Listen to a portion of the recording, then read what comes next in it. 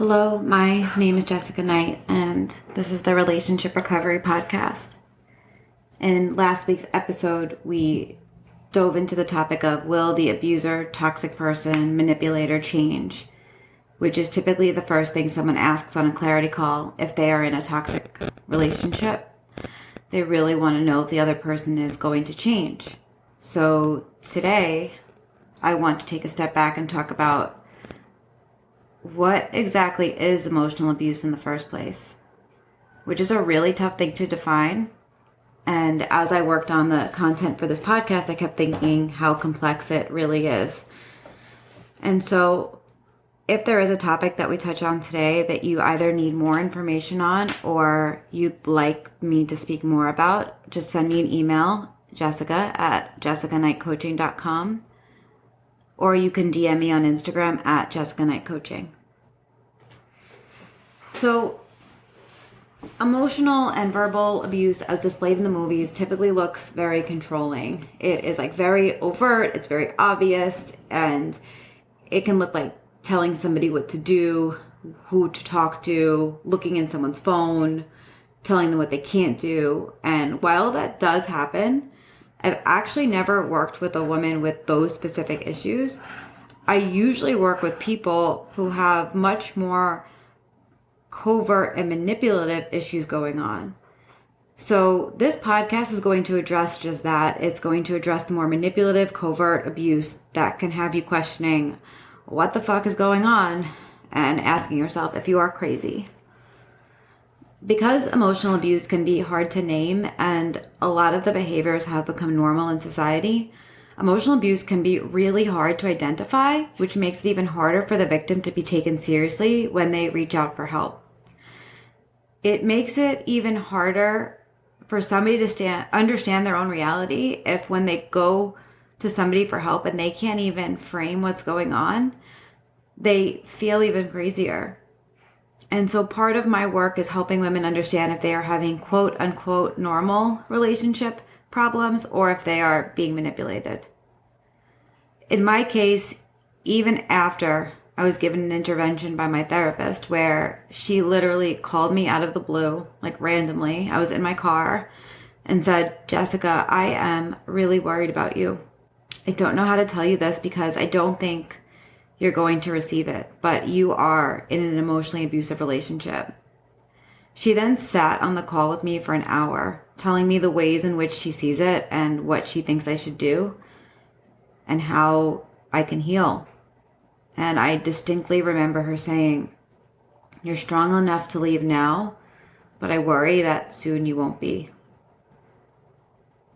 I want to be able to tell you that I left the relationship that day or when I got off the call, but I didn't. I was still in denial. I thought I was just being dramatic, but the writing was on the wall and, I'd come to learn that the behavior was textbook. I wanted it not to be true.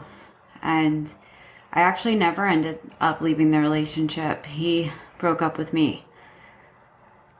And so I was sitting in so much shame and I constantly wondered, what did this say about me? How the fuck did I get myself here? And that's what a lot of people feel in situations like these. And so in my case, it was important, almost obsessively, to learn the habits and patterns of abuse so I no longer doubted myself and my reality. Because emotional abuse is any kind of psychological abuse. It can be verbal, it can be constant criticism, it could be intimidation, or even more subtle tactics like manipulation or just constant displeasure with you. It is ongoing and eventually it does erode your self-esteem so that you no longer even notice that it's happening because you think you deserve it.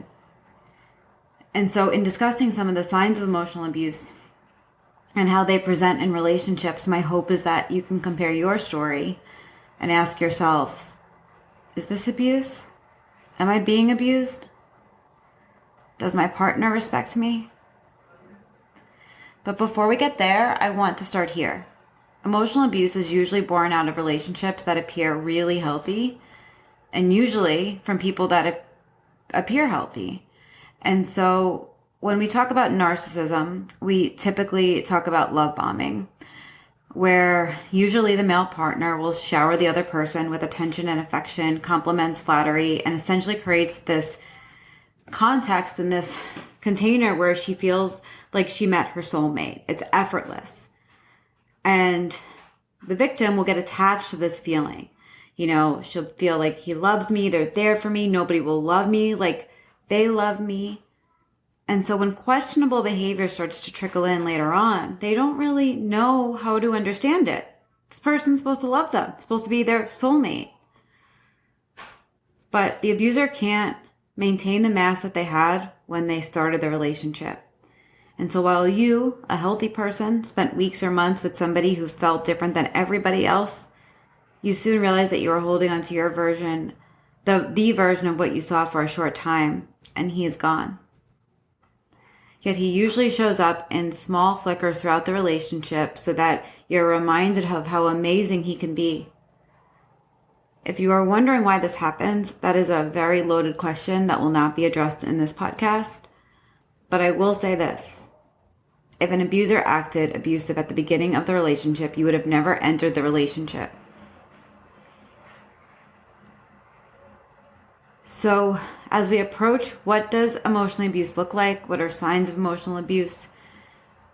I'm going to go through some of these, and I will say that there's so much more on this topic. And I'm going to touch the ones that I have seen the most in my practice and in my life. And I want to start with control. So there's overt ways of control. You know, they might demand to know where you are. That's not coming from a place of curiosity, but more like, I need to know what you're doing and where you are and who you're with. You might not feel like you have the freedom to make your own choices, like who you hang out with or who you talk to. You might feel like you don't get to decide what to do with your time. But there's other ways that this comes up too, like constantly texting you when you are friends with an issue or problem. Or, you know, for example, it's like you're finally out with your friends and all of a sudden, or every single time, they're sick or they have a major crisis. And it's like, really? Every single time I meet with my girlfriends, this happens? If you say that you want to do something, they might say back to you, do you really want to do that? Why would you want to do that? Like, say you're like, I want to run the Boston Marathon, and you're like really committed to the training and you're really excited. They might say something to you like, you sure? It takes a lot of work. You don't have the commitment for that. It's going to take up so much of your time. They might even have suggestions on how you spend your time and treat you differently if you don't do it. So if they tell you that you should be relaxing when you're actually super behind on work, and then they judge you for not relaxing when you are super behind on work, that's them trying to control you so that they most likely don't have to feel a discomfort, probably of their own laziness. That one can be quite loaded though. We'll talk about that again another time. And so the victim, most often, due to this control, feels like a loss of sense of an individual. And over time, it really erodes that sense of self where you have the ability to make a decision for yourself. And in, you know, my history, I remember feeling like I need to show up a certain way to not make my partner mad at me. I need to come in with a smile even if I'm not happy. I had to accept that they didn't want to see my friends. That if, you know, I asked him to go somewhere, he wouldn't want to go. And I had to deal with it. And that was controlling. But there's an underlying element here, and this is probably the most important thing I will say today. The abuser will control the way that they feel through you. They don't like feeling painful emotions, like hurt or sadness or guilt or even discomfort. They will try and control your emotions because they can't control their own. You see this often when they make a mistake or let you down. The conversation or a situation becomes about your reaction rather than their action. I've seen in many cases an abuser go to lengths to avoid feeling. It's almost as if they are controlling their ability to not be wrong. And this brings us to the next one I wanted to touch on today, which is anger. And so Lundy Bancroft, who wrote Why Does He Do That? Inside the Minds of Angry and Controlling Men, which is a really good book for understanding abusive behavior. I had such a resistance to it for some time, and I had no idea why. But it has it's very thick. It's maroon. I think it's like even the text on it seems very scary. But once I finally picked it up, it was enlightening. And there's actually a free copy of it online, which I will put in the show notes. But Lundy Bancroft says, your abusive partner doesn't have a problem with his anger. He has a problem with your anger. One of the most basic rights he takes away from you is the right to be angry with him. No matter how badly he treats you, he believes that your voice shouldn't rise and your blood shouldn't boil. The privilege of rage is reserved for him alone, and when your anger does jump out of you, as it will happen to any abused woman from time to time, he is likely to try to jam it back down your throat as quickly as he can. Then he uses your anger against you to prove what an irrational person you are. And so, while it is normal for partners to raise their voice occasionally in a disagreement, it's not normal. It is not normal, in caps, underline, bold, stars. It is not normal when disagreements regularly escalate to yelling and shouting and screaming. And if you feel afraid, it's okay that you feel afraid. The other person does not have a right to tell you that you're not. You have a right to your own feeling of fear. If somebody is fucking screaming at you, you have the right to be afraid. Yelling, especially when it comes from one partner 90% of the time, makes the conversation nearly impossible and creates an imbalance of power because only the loudest person in the room will be heard. One of my exes used to constantly say, only when I get this mad do you finally hear me. And I would say, yeah, because I'm fucking terrified right now. Like I'm hearing you because there's no other option. Because I need this to end. Not because I want to, but I've also surrendered to the idea that you're never going to hear me. And a lot of that was said in my own head and not out loud. But over time, especially if you stay in a relationship that this happens constantly, it paralyzes you. And in my situation, I could not leave for months. I would sit there and get yelled at in escalated fights. And I would try to get my point across. I would try and feel heard. Eventually, I was able to get up and walk out when he started yelling. But when I say it took literal months, it did. I had to be willing to be told I was wrong. I had to be willing to sit with the fact that he was not going to understand me. And that,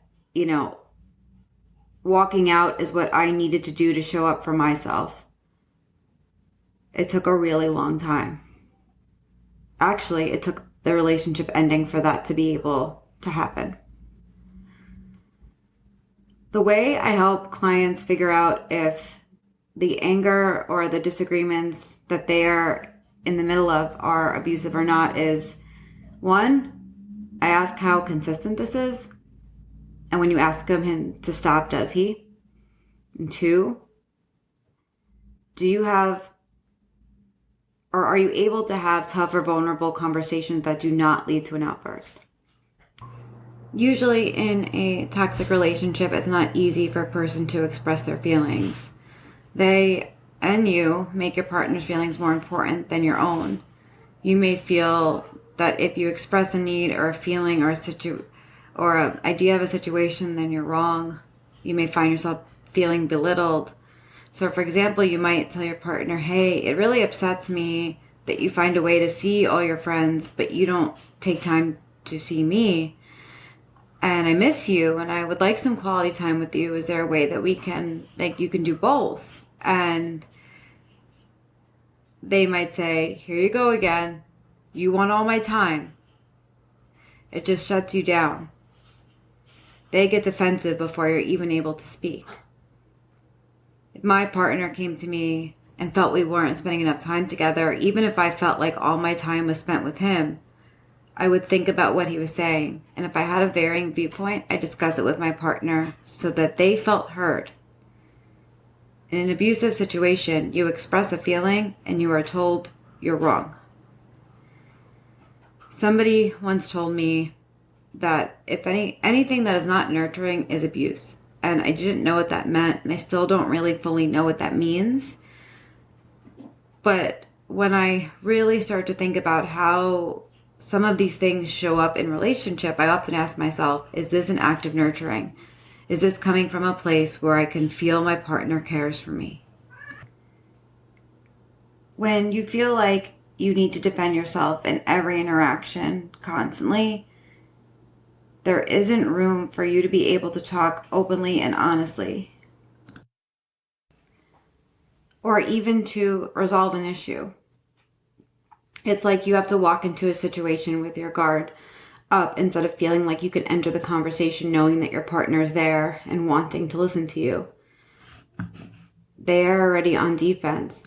Their guard is up before you've even opened your mouth.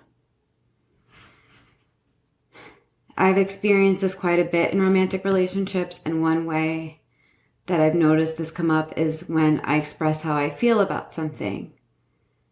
They may say things like, why are you bringing this up again? We talked about this once. You're so sensitive. You find a problem with everything. You're just wanting to control something. And all it does is just to shut you down.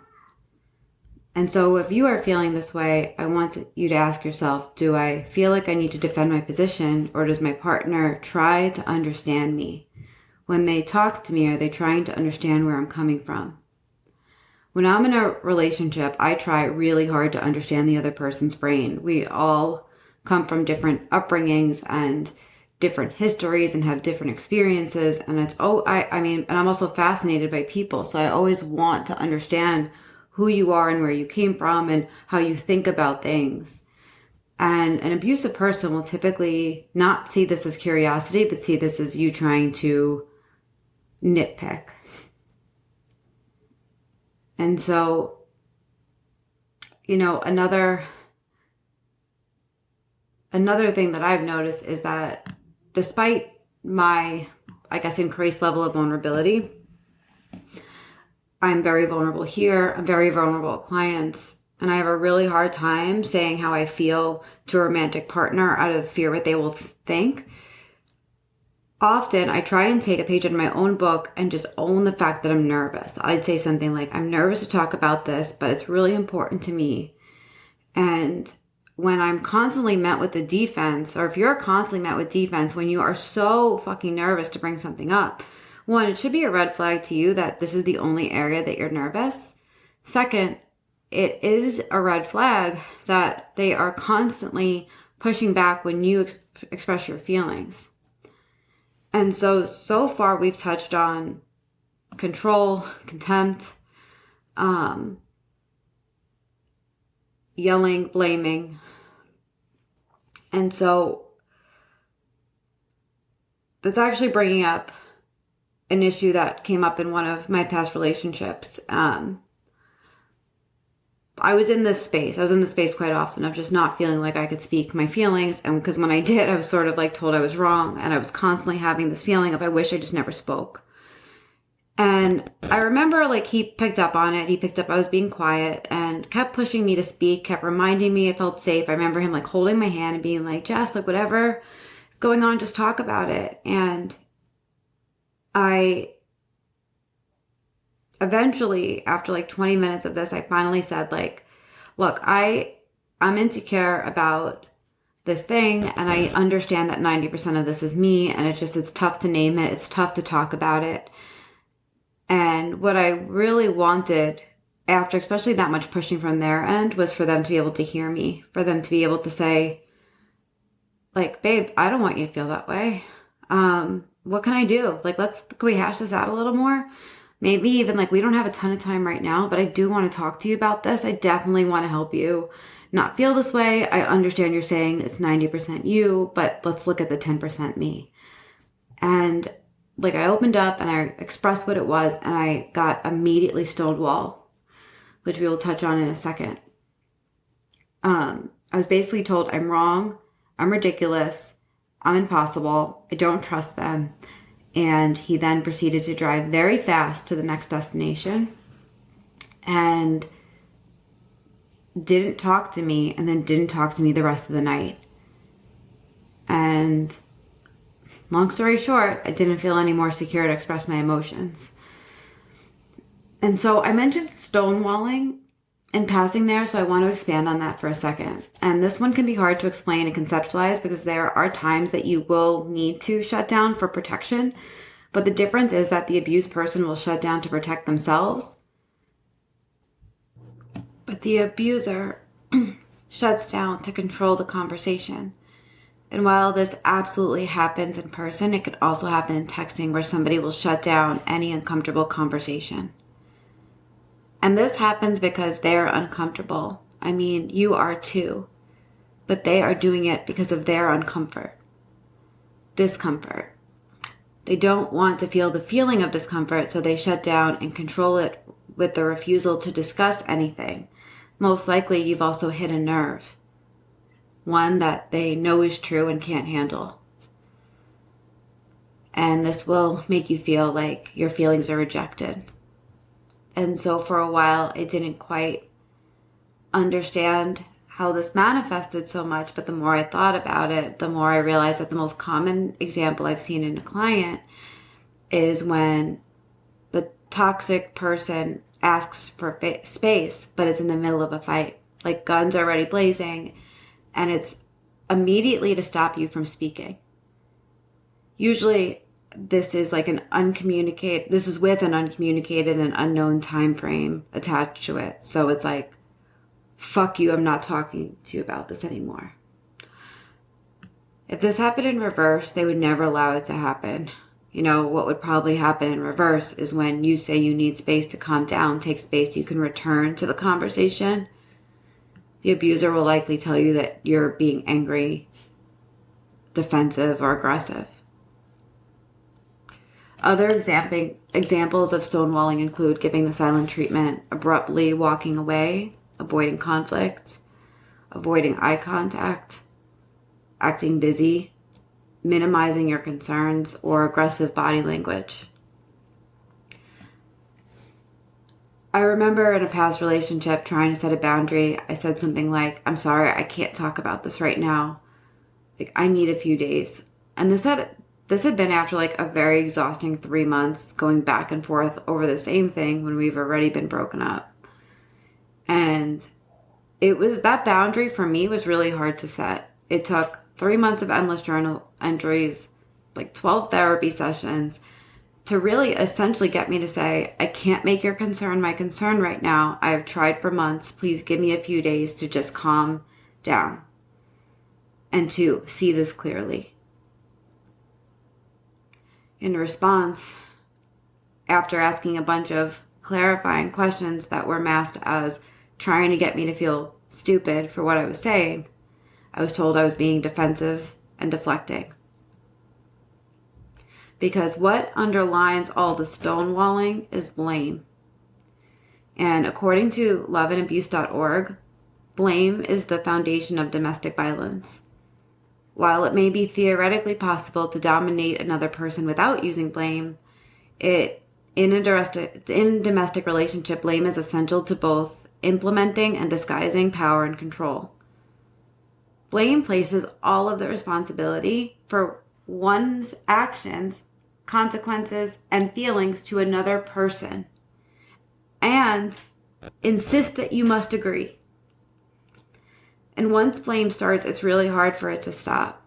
They have convinced themselves that you are wrong. They probably believe that they are trying to help themselves or the relationship by bringing your flaws to light.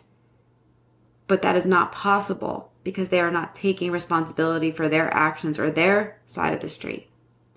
Responsibility would imply a change that they would say, here's where I'm responsible and here's how I'm going to work on it.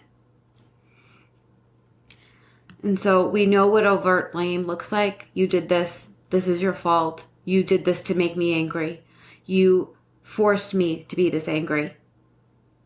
But I want to give a few examples of some less obvious ways that blame shows up in an abusive relationship. The abuser will constantly shift the focus onto your behaviors. This is a core maneuver in an abusive relationship. Like, for example, instead of focusing on how they had plans with you and forgot about them, they will focus on the fact that you are upset that the plan is no longer happening. I.e., rather than taking accountability, they focus on your upsetness and then get mad at you. So you end up apologizing for wanting the plan that they agreed to happen. I've also seen clients not express upset because they don't want to get into trouble with the abuser, but the abuser still finds a way to blame them so they don't have to feel hard feelings. The abuser will take on the role of being the victim. All of the shitty results of their life are your fault. They aren't sleeping well, even though you went to sleep hours before them, your fault. They're slacking at work, must be because you texted them at one point during the day and that unraveled their day. They are not prioritizing relationship with friends. It must be because you've asked them to do something that they've agreed to during the same time that a friend asked them to do something that they can't do because they already previously agreed to do something with you. A healthy person looks at their choices and, I'm going to rephrase that. To a healthy person, the consequences of their choices are theirs to own. A healthy person would communicate, I'm really struggling at work. This is what's going on. And if there is a you role, they might ask for space. They might ask for something during their time working. They wouldn't blame the results on you. An abusive person will also talk constantly about all the things they did and do for you, especially with an escalated emphasis. This is like an attempt to obligate the other person, you, to respond the way that they want you to. They want you to give in. They want you to see that you're ridiculous. They want you to see how much they're doing for you in their mind so that you can't express your feelings. They will insist that there is a right and a wrong way to do things. This is sometimes called a superiority complex. But they will hold you to that standard of what they say is right and wrong, even if you don't agree with it. And this is done to ensure that they win, not you. They will label the other person's point of view as crazy or irrational, and this can be done to any disagreeing point of view, but it's often used to discount another person's feelings or perceptions. So if you've been labeled as crazy, too sensitive, or asking for too much, this all falls under this category. And they will also talk endlessly about the reasons that they do something, but avoid talking about the action of what they're doing, i.e. justifying. So everybody has quote unquote good reasons for why they do what they do. No one's going to say, I'm a shitty person, so I decided to do a shitty thing.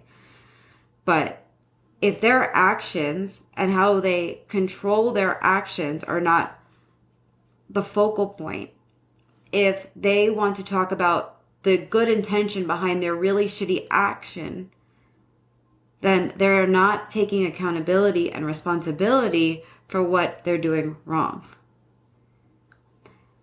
If their intentions were actually pure, you would not be being abused.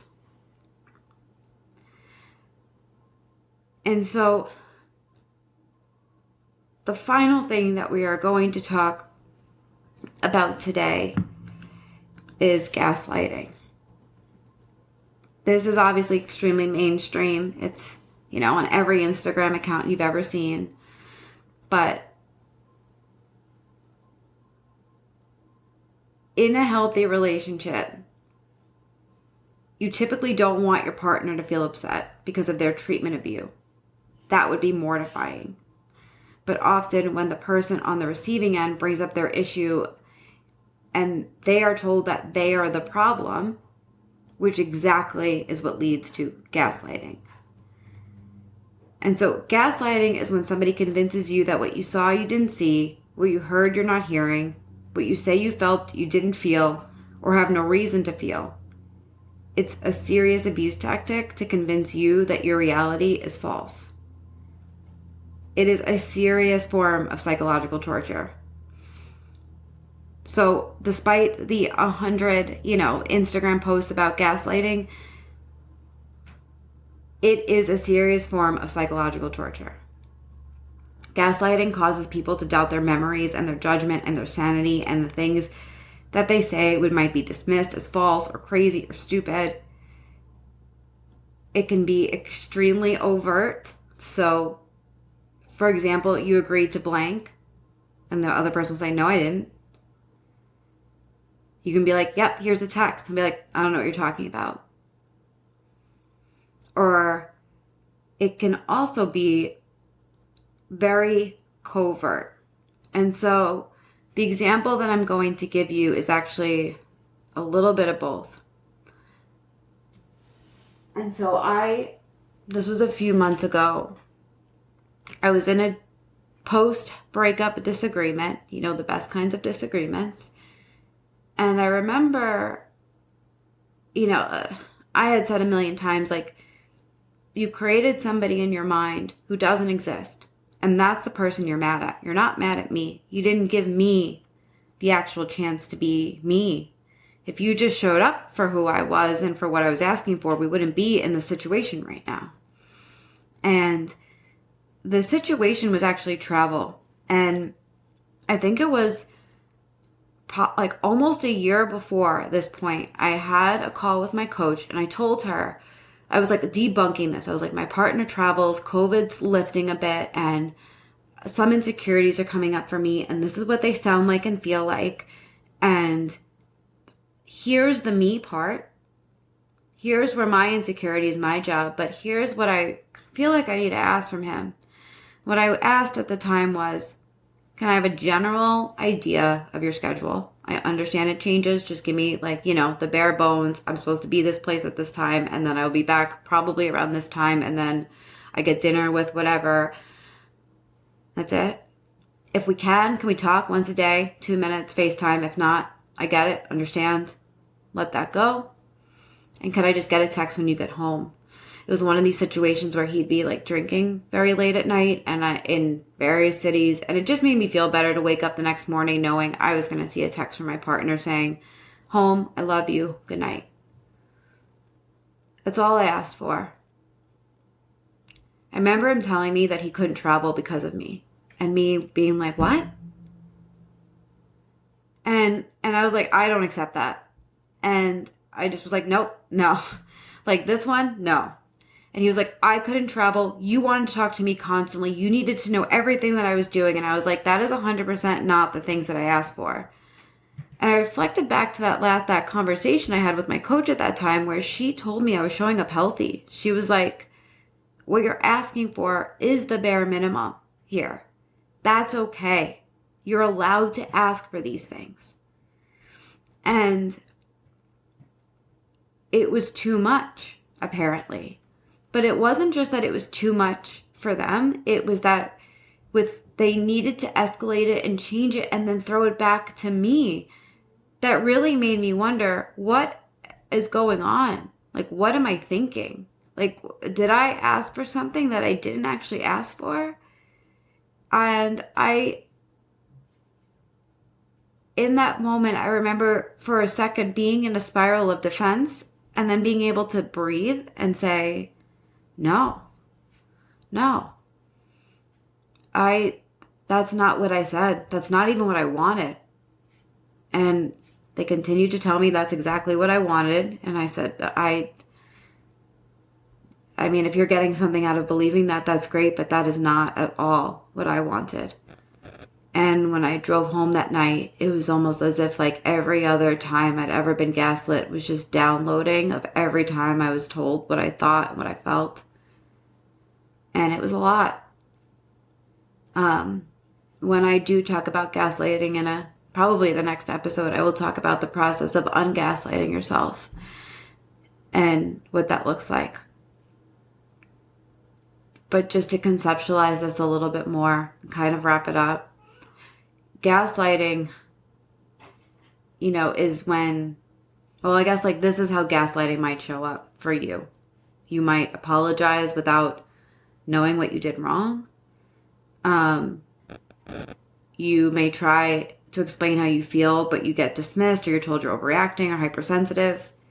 They might insist that it didn't happen that way. You may find yourself questioning the beliefs and opinions as if your point of view doesn't match theirs. It's wrong. You edit every word before you speak, changing, and you sort of like change your thoughts so that you're presenting this in a way that doesn't get a reaction out of them. And they assign motives to your actions that are opposite of your intentions. And there's actually another quick example here too. I had ordered groceries from Amazon Fresh, and they delivered at my door, and I had to bring my dog, or our dog at the time, to my boyfriend's house.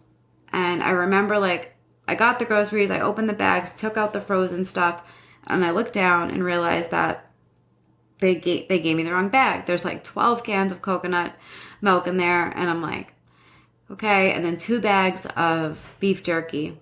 I don't eat beef jerky, but it looked very expensive and like very bougie, so I grabbed the beef jerky to bring to his house. A few days later, before that, he had asked me, he had to be like, I'm on a health kick, here's the healthy things I'm eating, and I had remembered my brother being on a health kick, and he was eating a lot of beef jerky, so I was like, oh, I'll just give this to him and we will, move on. If he doesn't want, he'll throw it out. Total of like maybe 4 thoughts that went into this. I bring it over, I hand it to him. I not only ended up getting in trouble for bringing an unhealthy snack, but I also was told to stop buying things. He said, I told you to stop buying me things. And I said, I didn't buy this. And I thought it was fine when I left. It was not fine. In a later argument, I got told that I ordered that and that I ordered it to bring it over to give to him. And I was like, I did not do that. You could look in my Amazon history, and I was told I was wrong. And it really shook me. It really fucking shook me the fuck up. But one of the reason that gaslighting works is because it creates a power imbalance. But the power imbalance is created on how you feel about things that you think. It's absolute insanity. And so one of the things I will say over and over again is that nobody gets to tell you who you are, and nobody gets to tell you how you feel. So if you feel like you're going crazy, you have the right to your own emotions and feelings.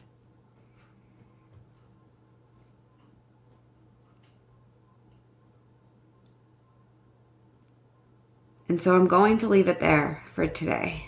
And I know this was a lot. This was, in all honesty, it was a lot for me to get through too. And if you're feeling like you are on an emotional roller coaster, you feel like your thoughts are just going a little nuts after listening to this,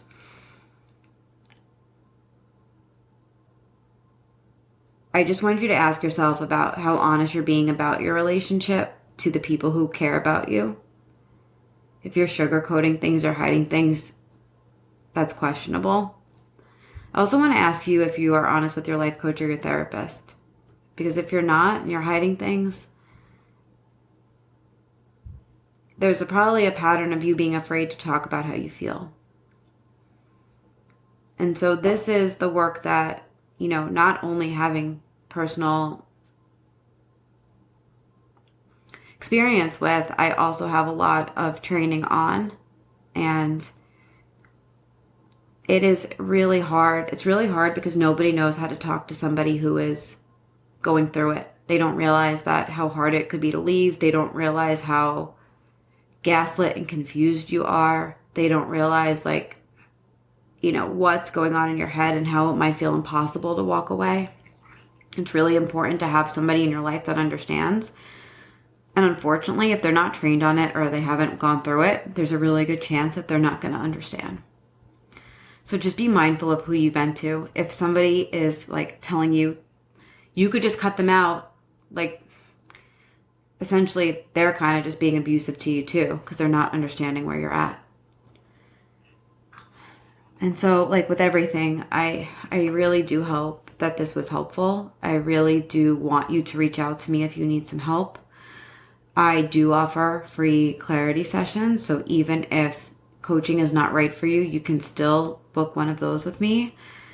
And I am here to help. And if I can't help, you know, or if there are financial restraints in some way, I will do my best to meet you where you are, but I also will be happy to share resources with you if needed. I know how hard this is. If you've gotten this long or this far in the podcast, I want you to know that I am really sorry that you're going through what you went through or that you're going through. And there is another side to this. It's just, it does take a lot to get there. So thank you for listening, and please do reach out if you need support.